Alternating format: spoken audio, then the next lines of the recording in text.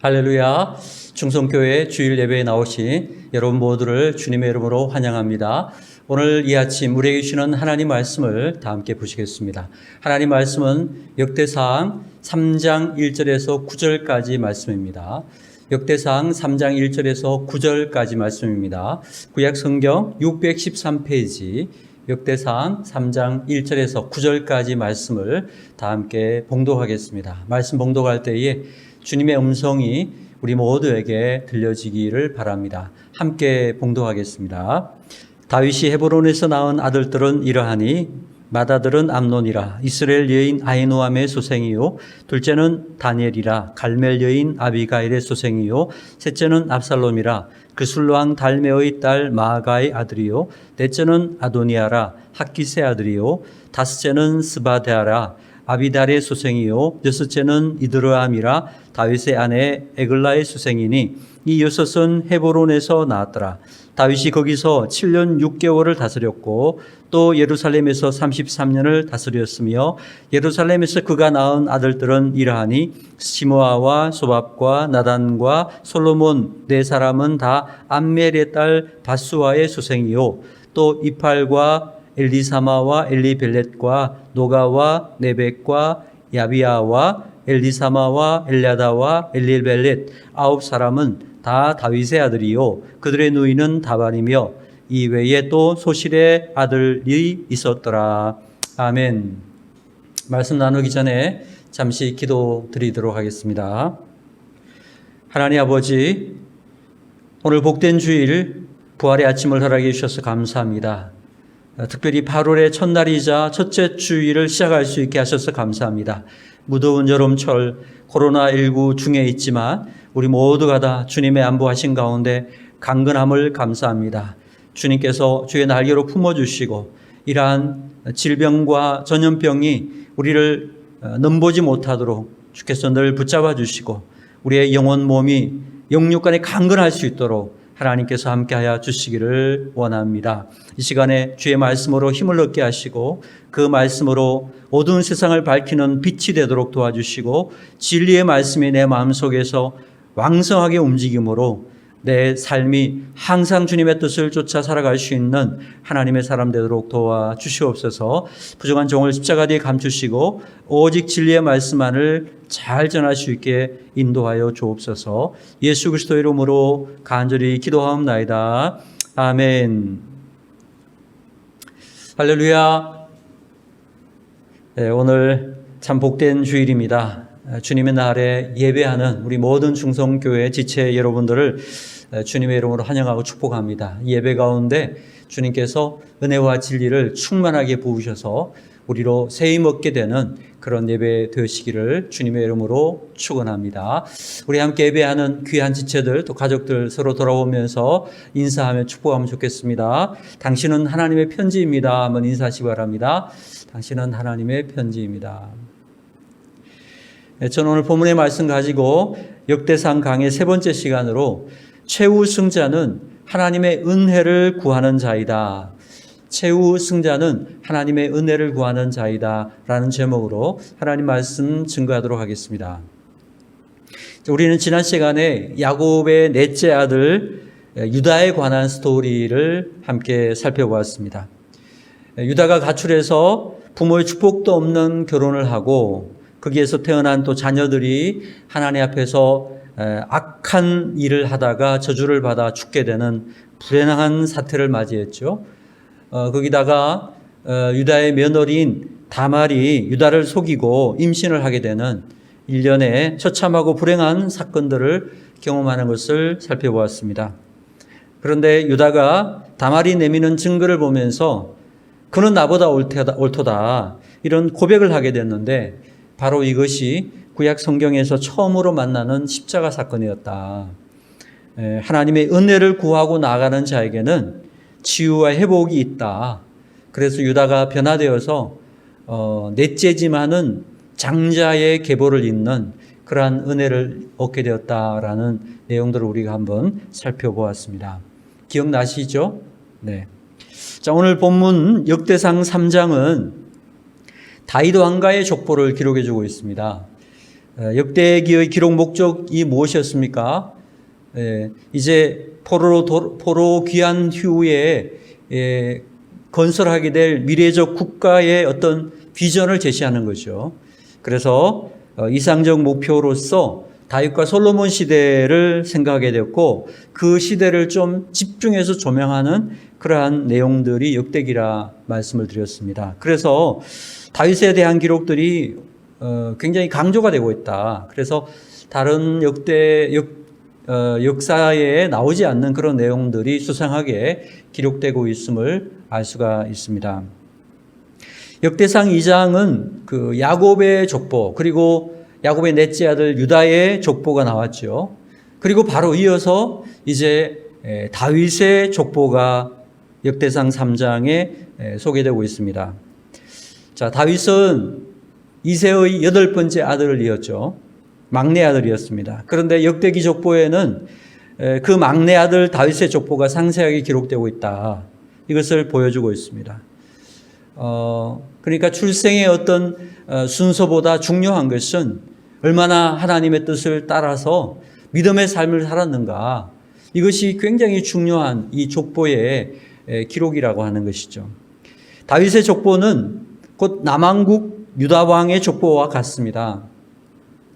그런데 우리가 눈여겨볼 만한 것이 있는데요. 그 열왕기서에는 남왕국 유다 혹은 북왕국 이스라엘의 왕들에 대한 이야기가 같이 전개됩니다. 그러다 보니까 사실 우리가 열왕기 상하를 읽으면서 뭐 남쪽 유다 왕 이야기했다가 북쪽 이스라엘의 왕 이야기했다고 하니까 굉장히 혼란스러울 때가 많이 있습니다.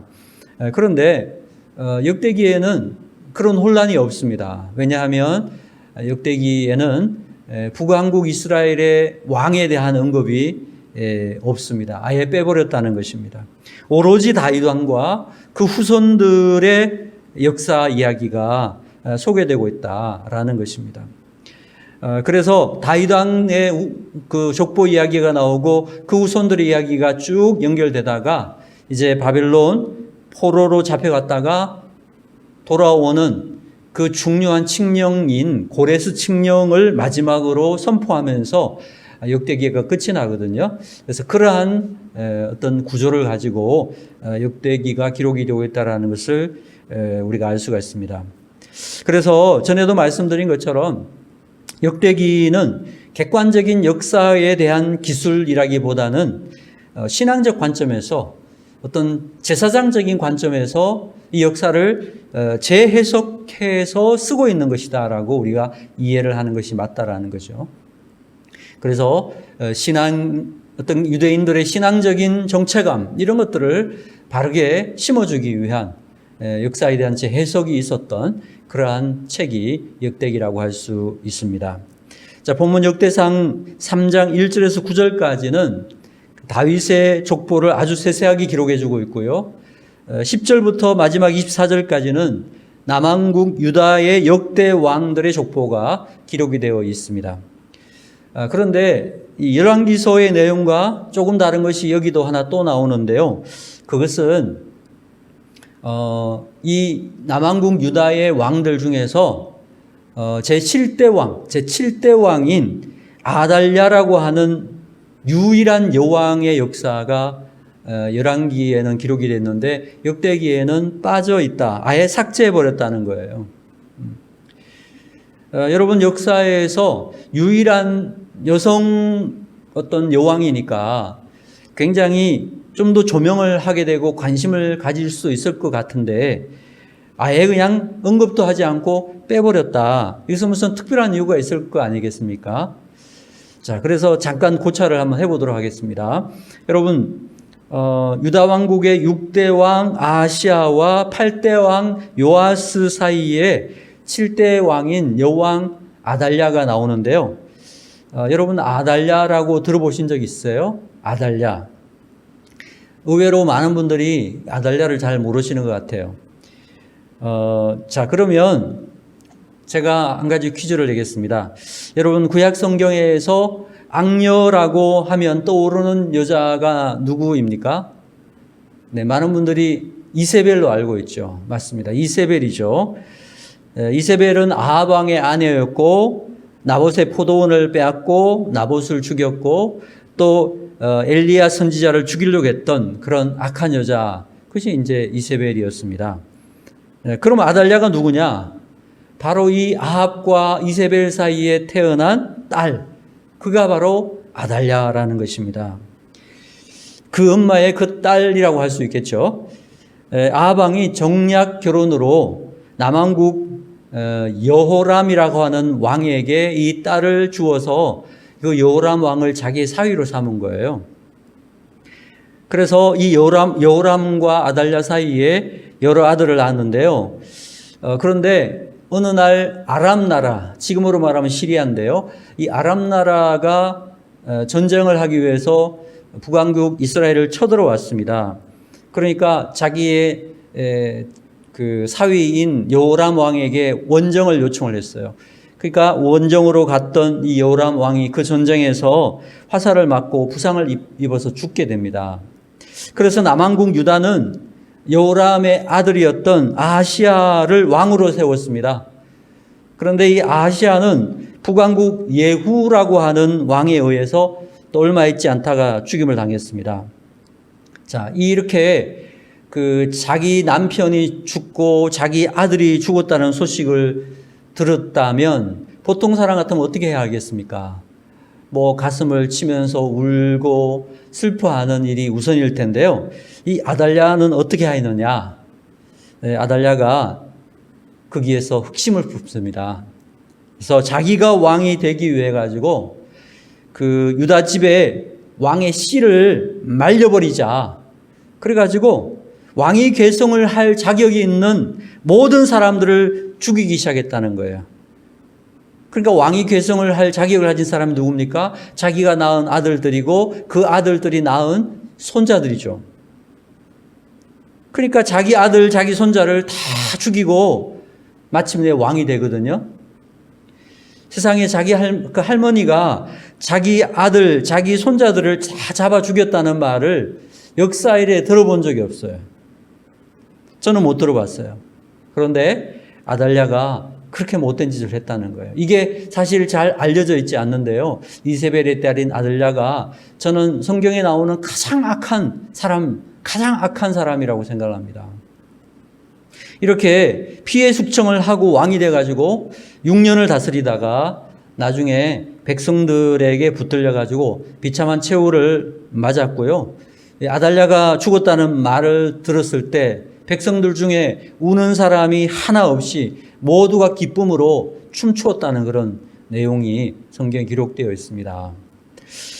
그래서 저는 역대기 저자가 이런 악한 왕인 아달랴를 의식적으로 역대기의 왕위 계승 족보에서 아예 언급도 하지 않고 빼버리지 않았는가, 뭐 이런 생각을 합니다. 또한 그 예수님의 족보를 적었던 사도 마태도요, 마태복음 1장 8절에 보면은 뭐 의도적인지 의도적이지 않은지 밝히지는 않았지만 이 아달랴와 관계된 왕들 3명을 족보에 기록하지 않았다는 거예요. 그래서 여호람 다음에 바로 우시야라는 왕으로 연결해서 그 사이에 3명의, 아달랴까지 하면 4명의 왕이 있는데 그들을 빼버렸다는 거 우리가 좀 참고적으로 알 필요가 있습니다. 여러분, 아무리 권력을 쟁취하고 힘을 휘두른다고 하더라도요, 결국은 역사에 영원히 악한 자로 남게 된다라는 것입니다.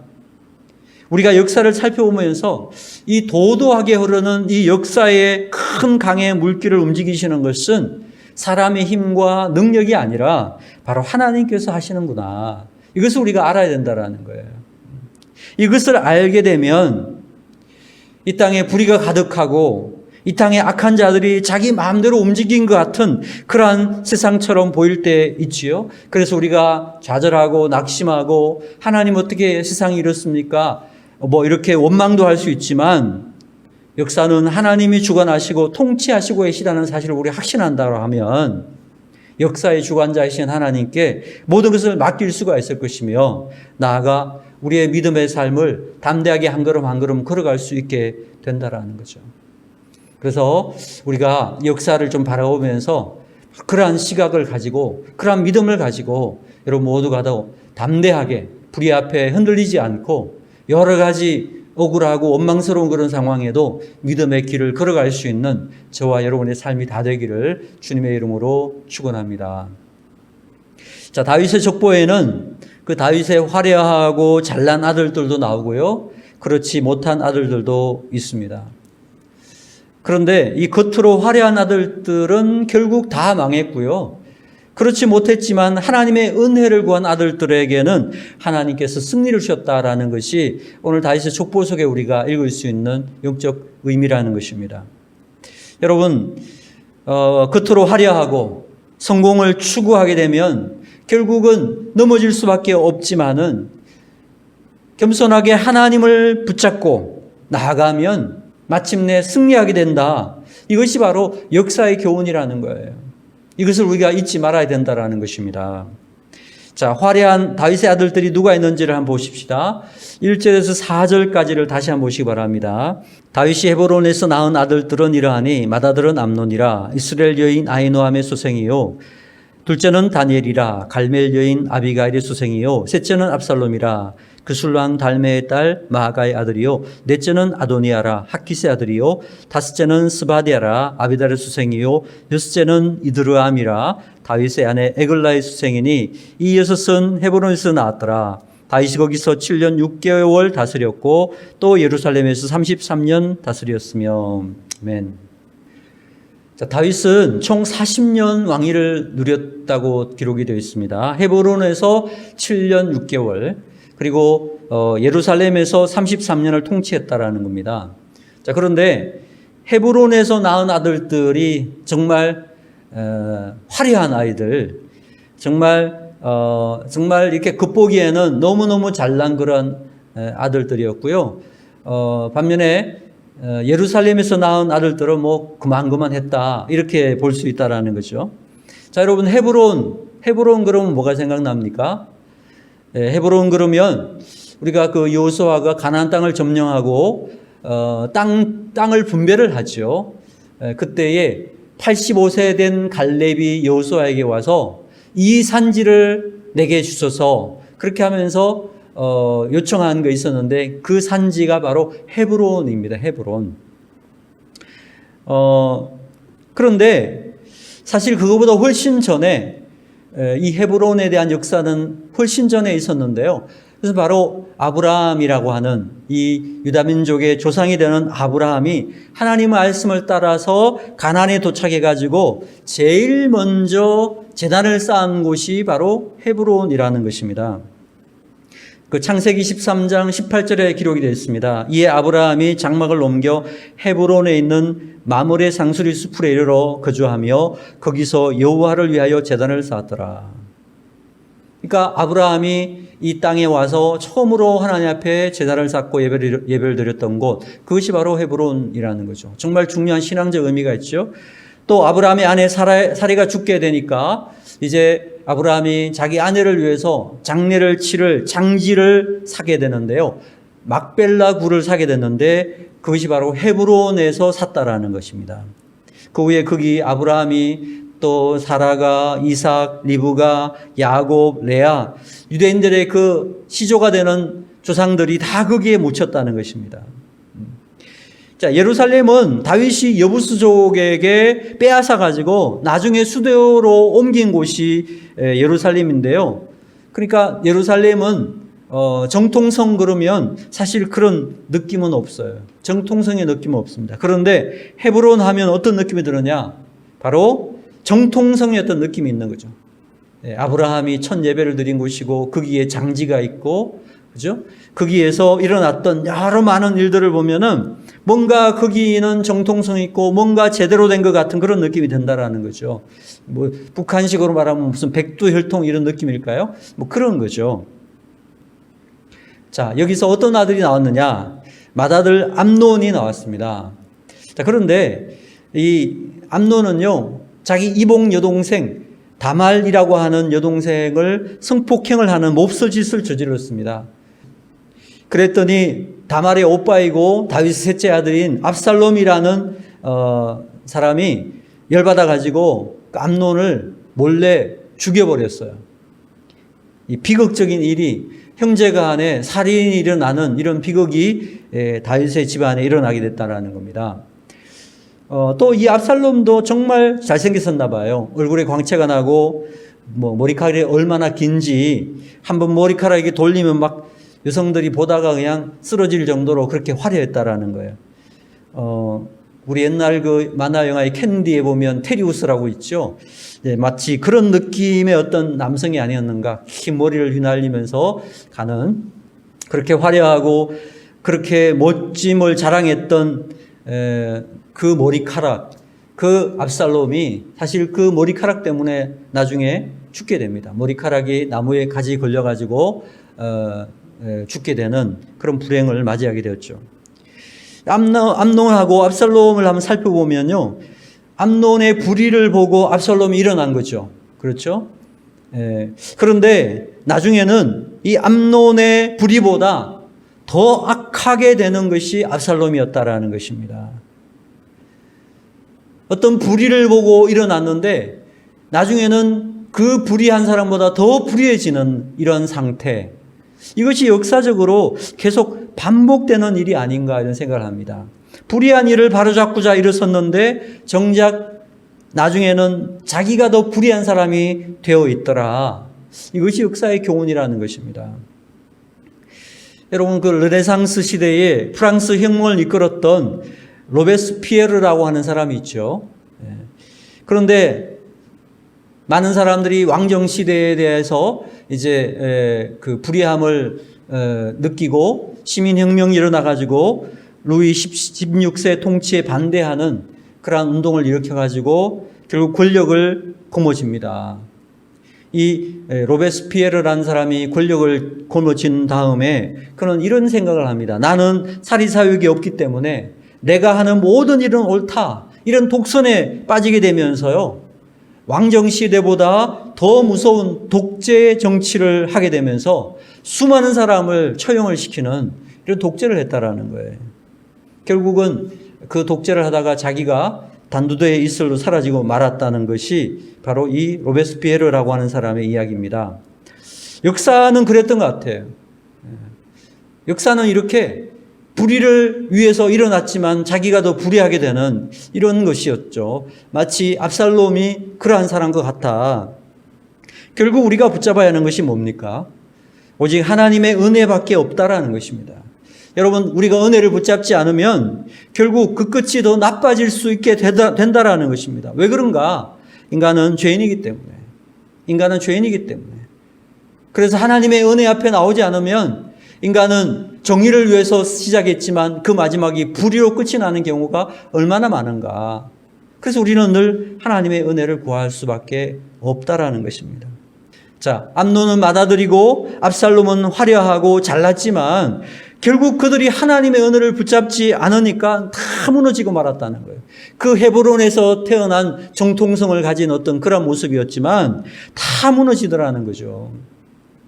압살롬은 나중에요, 아버지 다윗을 반역합니다. 성경에 보면 압살롬이 백성들의 마음을 훔쳤다고 기록하고 있습니다. 하나님이 제일 싫어하는 게 어떤 사람의 마음을 훔쳐가지고 자기의 목표를 이루려고 하는 시도를 하는 것, 이거 정말 싫어하신다는 것입니다. 하나님께서 반드시 심판을 하신다는 거예요.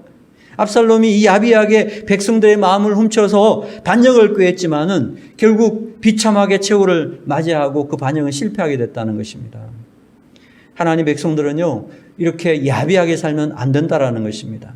하나님 백성들은요, 하나님이 부어주시는 하나님의 은혜와 하나님의 복으로 사는 존재라는 것을 기억해야 됩니다. 우리는 야비하게 인간의 지혜와 인간이 살살 깨워서 남의 마음을 얻어가지고 자기 편 만들어가지고 그 힘으로 뭔가를 해보려고 하는 이러한 인간의 수수와 야비함으로 사는 존재가 아니라는 거예요. 하나님 백성들은 항상 하나님이 부어주시는 은혜, 하나님이 부어주시는 복, 그것이 참 복이거든요. 그걸 붙잡고 살아가야 된다. 믿습니까? 네, 그렇습니다. 자, 넷째 아들이 아도니아입니다. 그런데 이 아도니아는 또 여색을 많이 밝혔어요. 그래서 아버지 다윗이 죽으니까 그 아버지의 첩첩 중에서 예쁜 사람이 있었나 봐요. 그것을 달라고 솔로몬에게 요구를 하다가 솔로몬에게 죽임을 당하고 말았습니다. 다 잘났고 다 화려한 사람들이었는데 하나님의 은혜 붙잡지 않고 살아가니까 그냥 다 무너지게 되었다라는 거죠. 자, 반면에 다윗이 예루살렘에서 낳은 아들들은요, 어떠했습니까? 예루살렘에서 낳은 아들들은 밧세바를 통해서 낳은 아들들이죠. 5절을 보시기 바랍니다. 5절 같이 한번 읽어보겠습니다. 시작. 예루살렘에서 그가 낳은 아들들은 이러하니 시므아와 소밥과 나단과 솔로몬인 네 사람 다 암미엘의 딸 밧수아의 소생이요. 자, 여기 보면 그 밧세바라고 하지 않고 밧수아라고 적혀 있는데 이것은 그 포로기 이후에 페르시아에 또 바벨론에 오래 살다 보니까 그들의 어떤 발음이나 이런 데 영향을 받아가지고 좀 발음이 변하지 않았나 이렇게 약자들은 추측을 하고 있습니다. 그렇지만 밧세바, 밧수아 뭐 같은 사람입니다. 예루살렘에서 밧세바를 통해서 낳은 아들들이 넷입니다. 우리는 보통 밧세바의 아들이 한 명, 솔로몬으로만 생각하는데 사실은 4명이다. 그리고 솔로몬은 그들 중에서 넷째 아들이었다라는 것입니다. 그런데 여기서도 그 다윗과 밧세바의 불륜에 대해서는 다 빼버렸어요. 왜 그렇다고 했죠? 어떤 이상적인 시대를 다윗 시대로 잡고 있기 때문에 다윗과 관련되어 있는 그런 허물들은 다 생략하고 있기 때문에 그렇다라는 걸 우리가 이미 알고 있습니다. 여기도 보면 밧세바도 회개하고 아들을 잘 믿음으로 키우지 않았나 이렇게 한번 생각해 볼 수 있어요. 왜냐하면 뭐 솔로몬이 나중에는 좀 문제가 있었지만 솔로몬이 처음에 왕이 되기 전부터 왕이 된 처음 부분은 굉장히 잘했거든요. 성전도 짓고 하나님을 잘 섬기는 그런 믿음이 좋은 모습으로 나타나고 있습니다. 그러니까 이 솔로몬의 어머니인 밧세바가 다윗 왕과의 어떤 그런 관계 속에서 회개하고 정말 자기 자신이 다시금 새롭게 하나님의 은혜를 구하면서 자녀들을 믿음으로 양육하지 않았는가 뭐 이런 추측이 가능한 것 같아요. 또 다윗도 그렇죠. 밧세바와의 죄를 심각하게 회개를 합니다. 그 대표적인 회개가 시편 51편 같은 참회시죠. 진실하게 간절하게 회개하면서 하나님 앞에 나갔습니다. 그리고 주님 저는 죄인입니다. 저를 긍휼히 여겨 주시옵소서. 눈물로 침상을 적시고 베개를 적시면서 하나님 앞에 부르짖을 때에 하나님의 은혜가 다윗에게 임했다라는 거죠. 참 이것이 중요한 자세라는 것입니다. 여러분 우리가 지난주에 유다도 살펴봤는데 유다도요 그 다말이 증거물을 내밀었을 때에 유다가 뭐라고 고백했습니까? 그는 나보다 옳도다. 다른 말로 하면 이겁니다. 나는 나쁜 사람이야. 주님 저는 죄인입니다. 이런 뜻이라는 거죠. 진정한 참회의 고백이라는 것입니다. 이렇게 진실한 마음으로 참회할 때 그렇게 회개를 통해서 돌아올 때 하나님은 은혜를 부어주시고 그렇게 회복시키신다라는 거예요. 다윗도 회개하고 돌아왔을 때 하나님께서 그를 긍휼히 여기시고 은혜를 부어주시더라는 것입니다. 하나님은요, 나는 의롭다, 나는 죄를 지은 적이 없다, 나는 당당하다, 뭐 이렇게만 생각하면서 고개를 빳빳하게 세우고 교만하게 살아가는 그런 의인 신드롬에 빠진 사람들에게는 은혜를 베푸지 않는다는 거예요. 오히려 감히 하늘을 우러러 보지도 못하고 자신의 죄를 통회하면서 눈물로 십자가를 붙잡는 자들에게 하나님은 은혜를 부어주신다는 것입니다. 바로 이것이 우리의 신앙의 가장 중요하고도 기본이 되는 핵심이 되는 것입니다. 그래서 여러분 최우승자가 누군가? 최우승자는 바로 하나님의 은혜를 구하는 자입니다. 하나님의 은혜를 구하면서 십자가 앞에 나아가는 사람, 그 사람이야말로 최후의 승자라는 사실을 믿으시기를 바랍니다. 자, 특별히 다윗이요 밧세바와의 관계에서 네 아들을 낳았는데 그 네 아들의 셋째가 누굽니까? 오늘 보면 네 아들 이름을 적고 있는 세 번째가 누구죠? 나단이라는 이름이죠. 다윗은 셋째 아들을 나단이라고 이름을 지었습니다. 이것은 굉장히 큰 의미가 있다고 생각합니다. 여러분, 나단 그러면 누가 생각납니까? 밧세바와의 관계에서 범죄했을 때에 그 죄를 지적해 주기 위해서 하나님께서 보내신 선지자가 나단이었습니다.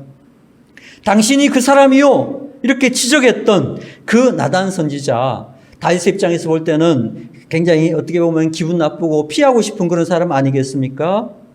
그래서 자기 근처에도 오지 못하게 했을 수도 있는데 다윗은요, 자기 아들의 이름을 나단으로 지었다는 거예요.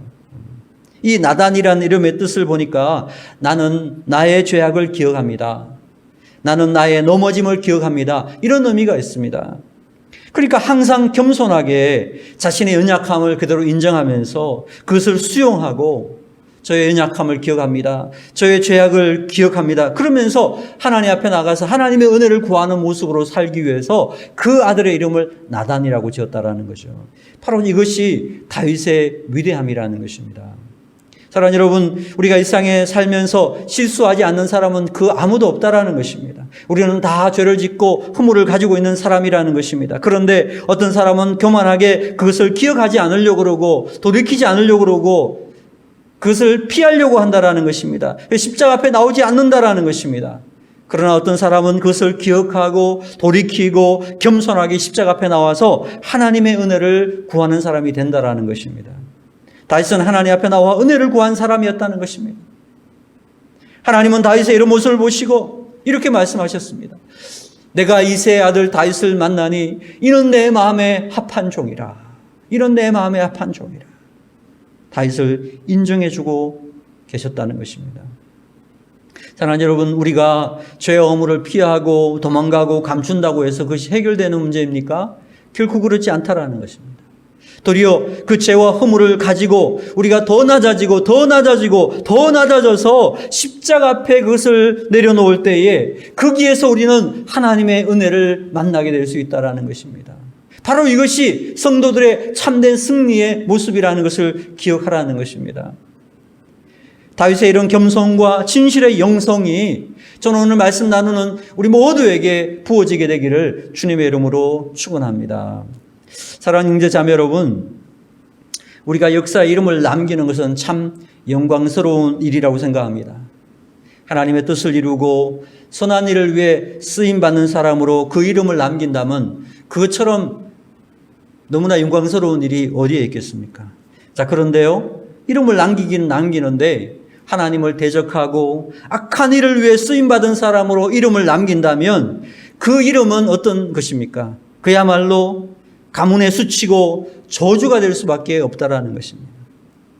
다윗의 화려하고 잘난 아들들은요, 그 교만함 때문에 다 무너졌어요. 그래서 그 이름들이 부끄러운 이름이 됐다라는 것입니다. 그러나 겸손하게 하나님의 은혜를 구하고 십자가 앞에 나왔던 사람들은요, 하나님께 붙들려서 귀히 쓰임받는 종이 되었다라는 거죠. 귀히 쓰임받는 종이 되었다라는 것입니다. 우리 이 땅 살아간 동안에 교만하게 자신의 힘과 능력만 의지하고 살아가다가 무너지는 그런 인생이 되지 말고 항상 겸손하게 하나님의 은혜를 구하면서 항상 십자가 앞에 나갈 수 있는 그런 신실한 주님의 백성들이 다 되기를 주님의 이름으로 축원합니다. 다 함께 기도드리겠습니다. 하나님 아버지, 역사에는 겉보기에 화려하고 찬란했으나 자기 힘만 의지하다가 무너졌던 사람들이 있었고 시작은 미약했지만 겸손하게 하나님을 온전히 의지하여 나중에는 하나님의 복을 받고 영광스럽고 창대하게 되는 사람들도 있었음을 살펴보았습니다. 우리들도 늘 겸손하게 주님과 동행하게 하시고 십자가 앞에서 주님의 은혜를 구하는 인생들이 다 되도록 인도하여 주시옵소서. 예수님의 이름으로 간절히 기도하옵나이다. 아멘.